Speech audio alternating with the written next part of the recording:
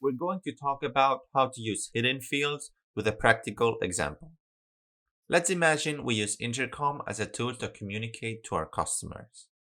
In Intercom, we have the full list of our users, and we want to send a webinar registration bot to all of them via email. With the hidden fields, you can use user information you already have to customize the conversation, from calling leads by their name to conditioning the message based on fields like the country they're based in. For this example, we're going to use Intercom, but actually you can do the same with any tool. You just need to do some slight modifications for each specific app. First thing we're going to do is customize the welcome message. Here, we can say hi to the user and use the variable @name. We can also change the GIF and add an emoji.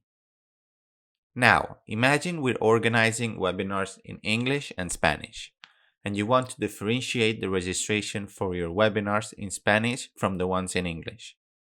To achieve this, we're going to create a condition block and define if the @country variable equals Spain or Mexico or Colombia and so on.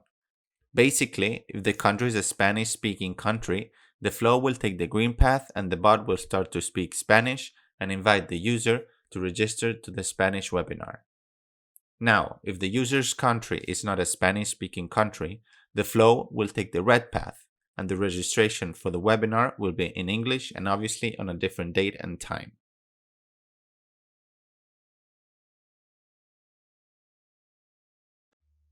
In the end, both flows will have a final message in which we thank the user for the registration and explain that on the day of the webinar, we'll send a confirmation email to the variable @email.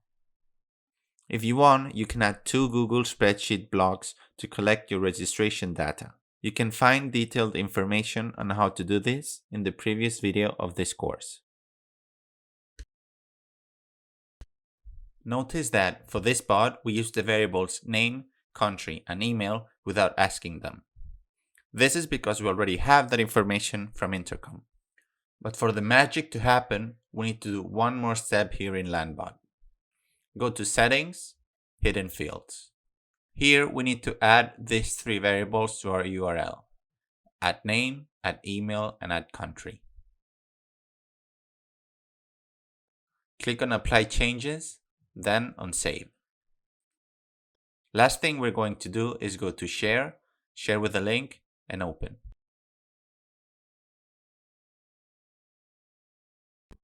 As you can see, the bot is not going to recognize the name at the moment. It leaves a blank space. We need to copy the bot's URL and paste it on a node in the builder.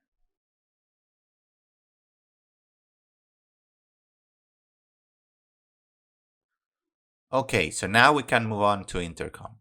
I already had an email prepared in Intercom with a very simple copy.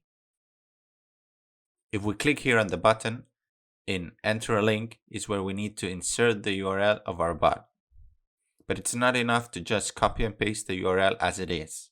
We need to add the parameters at the end of our URL.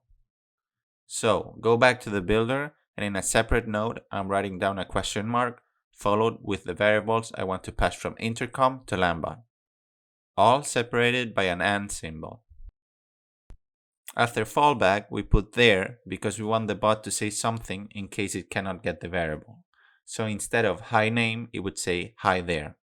Also, the method of starting with a question mark and to separate the variables with the symbol AND is always valid, but keep in mind that this way is the way that Intercom variables are written. If you want to know more about the variables from Intercom and other apps, you should contact the respective customer support team.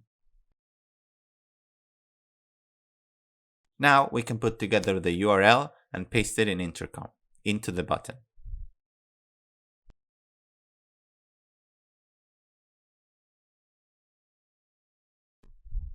Okay, so now we can save the changes and send this email as a test.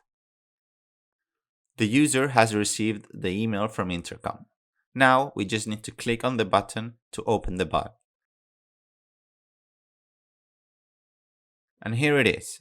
The bot already knows the user's name and that she's based in Spain because the Spanish flow was triggered. I clicked on register for the Spanish webinar, and we can confirm by looking at the Google spreadsheet. Now, let's imagine I'm sending the email to a user which is not based in Spain to see if the English flow works. And it works! That's all for now. I hope you found this useful, and I will see you in the next one.